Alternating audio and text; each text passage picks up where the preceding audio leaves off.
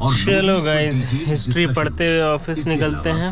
Regional kingdoms Vijayanagar और Bahmani kingdom को भी यूपीएससी का एग्जाम आ गया है। जाएगा।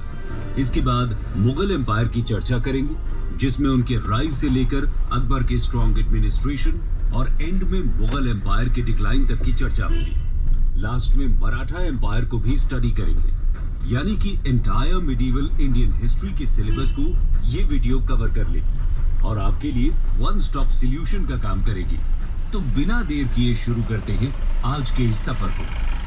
Turkish invasions, the age of conflict 1000 to 1200 AD।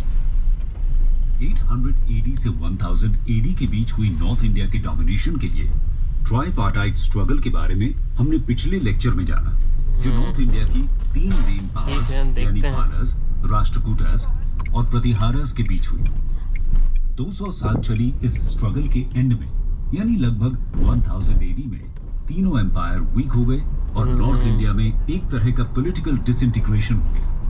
इसके अलावा वेस्ट और सेंट्रल एशिया के पॉलिटिकल सिनेरियो में भी हमें रैपिड चेंजेस देखने को मिले। इन सिचुएशंस के चलते टर्क्स का नॉर्थ इंडिया में इंकर्जन स्टार्ट हुआ। आज की इस कहानी में हम 1000 से 1200 AD के बीच हुए टर्किश इन्वेजन्स की बात करेंगे और देखेंगे कि कैसे इस पीरियड के एंड में इंडिया में टर्क्स का रूल सेटअप हुआ। कभी आदमी मर्सिडीज ले पाएगा भाई। देखते हैं कि वेस्टर्न और सेंट्रल एशियन रीजन और दूसरी तरफ नॉर्थ इंडियन रीजन में क्या चेंजेस हुए, जिनके कारण इन्वेडर्स ने इंडिया को इन्वेड किया।